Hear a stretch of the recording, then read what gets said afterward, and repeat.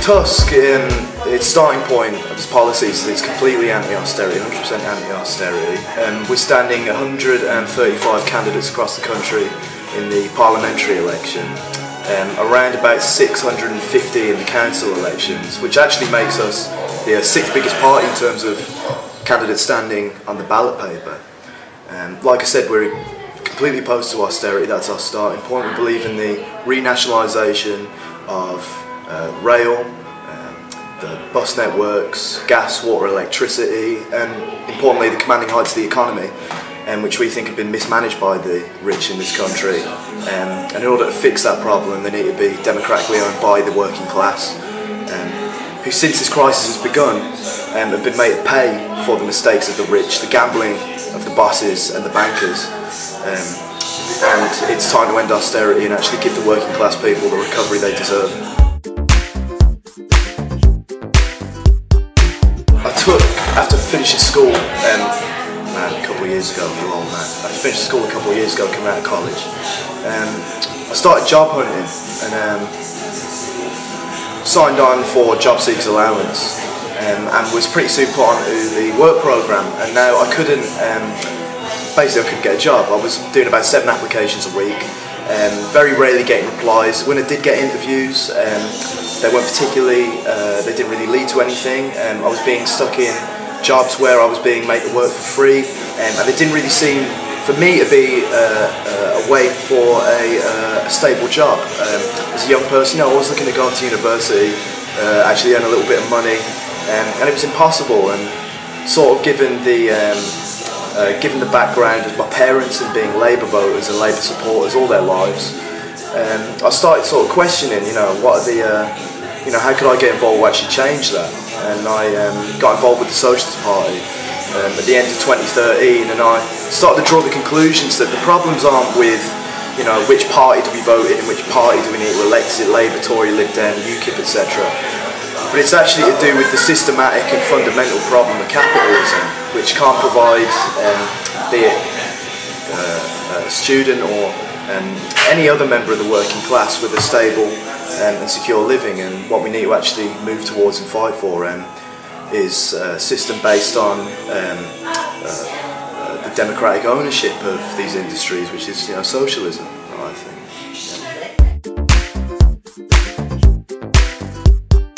I'm studying up in Nottingham, Union Nottingham, on a politics course, so I ain't working at the moment. I'm going to make my second attempt to get a job when I come back in the summer. We'll see how that goes. But I'm not too optimistic given my last experiences a couple of years back. So, but yeah, I'm not working at the moment. Well, Bordesley Green, with basically the strategy of TUSC was to try and stand as many candidates as possible, preferably locally. So I've, like I said, I've lived in Birmingham all my life, or 9 years of my life. Bordesley Green, who are we standing against? Well, in Birmingham, and this is replicated up and down the country, okay, we have the Tories and the Lib Dems in central government making the cuts and issuing the cuts to local councils. But that's only part of the problem. At the same time, we have Labour councillors and Labour-controlled councils who are passing on these cuts, are actually voting in favour of these cuts to jobs, and cuts to welfare, cuts on public spending. Whereas at the same time, billions of pounds worth in tax is avoided by the rich every year, and these same Labour councillors are the ones who are standing in Bordesley Green and are the elected representatives of Bordesley Green. And I don't believe they are standing up for the interests of the working class in Bordesley Green, and that's the reason I'm standing for TUSC, to actually fight against austerity and fight against the profiteering, the big business profiteering which has ruined the country so far and sort of ploughed working class living conditions into the ground since this crisis started. Yeah, well, like I said, I think it started out because you have to do you sign an agreement, like the agreement for you to get your dole payment, basically. I think it started out in the first few weeks of me being on the dole. I think it was about 5 applications a week, and then it was up to, I think it was 7, it might have been more, I think it was 7.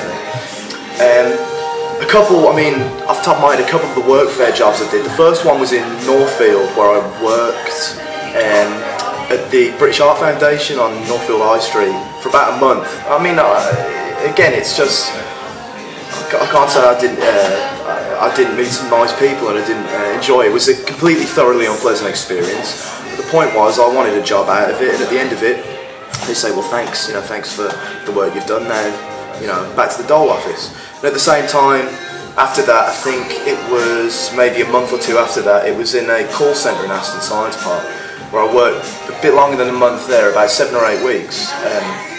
Yeah, in a call centre, basically doing unpaid work. And you're sort of sold it by saying, well, look, you need to do it. It's part of your contractually you're obliged. You need to do it in order to earn your dole payment. But also there's a prospect of a job at the end of it. So you take it and you're hopeful and you do the work and you conduct yourself as best as you can. And at the end of it, you're just said, well, thanks again, but sorry, we don't have a position available for you. And this is a situation which is replicated time and time again with young people in this country. Who just simply can't get a job, and at the same time they're saddled with tens and tens of thousands of pounds worth of debt before they've even started out in life after they leave university. So it was sort of those issues which sort of got me more involved with TUSC and the Socialist Party, and actually fighting against that and fighting for the Socialist Society. Yeah. Well, my mum. More so than my dad, I think. I mean, I don't know specifics, but especially during the 80s with the miners' disputes and the workers' strikes under the Thatcher governments, my mum was heavily involved then with different socialist organisations. I mean, my dad comes from a traditional sort of Irish working class background from Erdington, Irish immigrant family, naturally Labour supporters, but recently, what's with the degeneration of the Labour Party, and what most working class people see, is that the Labour Party are just another Tory party. They've committed to the same spending cuts. They've committed to keeping workers' living conditions below what is appropriate given the rate of inflation, and not actually targeting where the wealth is and where the wealth exists, which is the richest in this country. And they've committed to that exact same philosophy and political attacks on the working class. So understandably now, I mean, not just myself but even my father now, who, like I said, is a long time Labour voter and supporter, is just sick of it. He's completely disillusioned with the Labour Party, and he certainly won't be voting for them in the general election. Well, all TUSC candidates, and this is both in the local elections and in the parliamentary elections, are committed to a few basic points. Firstly, 100% anti-austerity.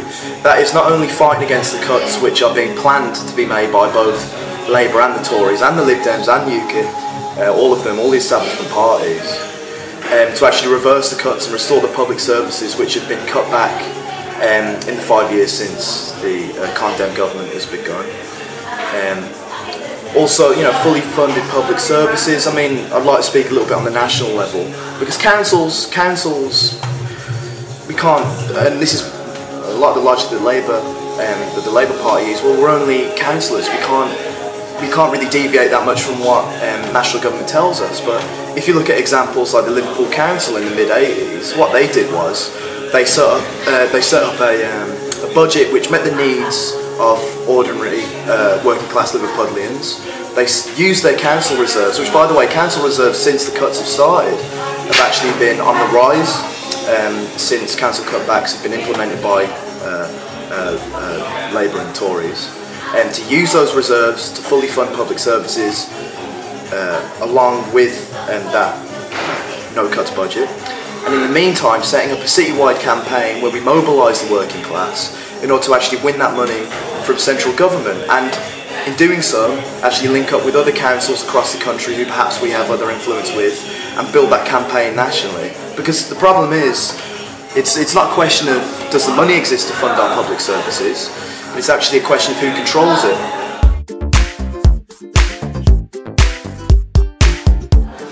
TUSC candidates aren't standing because they've got a particular political career in mind. They're not standing because they want the £67,000 a year salary, or the cushy lifestyle, or the safe job for 5 years, or the expenses they can claim. It's not a career option for our candidates. The reason people are standing for TUSC it's because they're the ones whose jobs are being cut, they're the ones whose living conditions are being attacked. They're not standing because of a career, they're standing because they have to.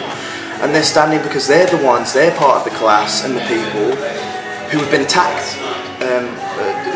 Going back further than the onset of this crisis, for a good while now. And from that sort of stems the TUSC policy that any of our elected representatives in the parliamentary election are pledged to take a worker's wage, the average worker's wage of those they represent, which in most constituencies in Birmingham would put you between anywhere, I think, like 19 and 22 grand a year. And that's not just paying lip service to the working class. That's deliberately meant to keep us grounded in the communities we're meant to represent. You're not going to be able to represent truly a community when you're earning 2-3 more times the salary, the wages that they are. It's just impossible. You're materially extracted from that community, and we think that that's the reason. It's just it's one of the key policies of TUSC that makes sure that we're in tune with the people we're meant to be representing. No, I think the thing with elections is they give. I'll give an example of Seattle. Seattle, there was from one of the Socialist Party sort of co-thinking organisations in America, Socialist Alternative. A socialist councillor called Shah was elected. Now, before Sharma was elected to the Seattle City Council, you had this huge campaign being built for a $15 an hour minimum wage, which, since it's been passed, has transformed the lives of hundreds of thousands of the working class across Seattle and has spread internationally to Britain. But, sorry, I'm waffling, but the point I'm trying to make is, electing candidates like TUSC, and this goes for what happened with Sharma in Seattle, it gives a public platform to the ideas we're trying to get across. In Britain, we could have a parliament full, we could have 200 socialist MPs, but the thing is, if you're confining yourself within the constraints of the capitalist system, you could have a parliament full of socialist MPs, you could have councils full of socialist MPs, but that's not going to be good enough. What we need is to take the struggle wider and actually build mass campaigns involving the working class and the student movements, which will transform society. Like I said, these vast changes aren't going to be coming from Parliament and the politicians. They're going to be coming from the people themselves, building movements from the bottom up. All that electing TUSC representatives does is give a platform for these ideas, and it's a building point. It gives these movements to improve the lives of the working class, sort of a biting point. But no, that won't be enough. You know, it won't be. And I think, just close on this, since Sharma was elected in Seattle, what that resulted in was this 15 Now campaign was sort of given a public expression. It was taken to the media couldn't ignore it anymore. And it gave an expression for the working class in Seattle, a voice within the council chamber, which eventually led to the success of that campaign, which is now, by the way, spreading across America, and is, you know, fixing to end poverty for millions of people. Like I said, this is a movement which is spreading all across, globally, not just across America, but great influence with the £10 Now campaign that we run here in Britain.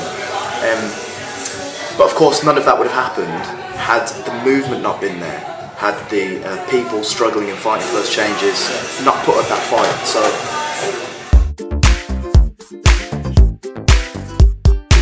Most difficult questions you ask me, you know what? I know, I love it. I mean, no, it's decent. I really like it. I don't know what else to say. Like, it's no, it's where I've grown up. It's where I know all my friends. It's Birmingham. No, I'm glad, and I like Nottingham. I like Nottingham plenty. Don't get me wrong. Like, it's a really nice town, but it's sort of a breath of fresh air when I get sort of come back to Birmingham, actually enjoy it, and sort of be in a place that it's my home basically. I'm familiar with it.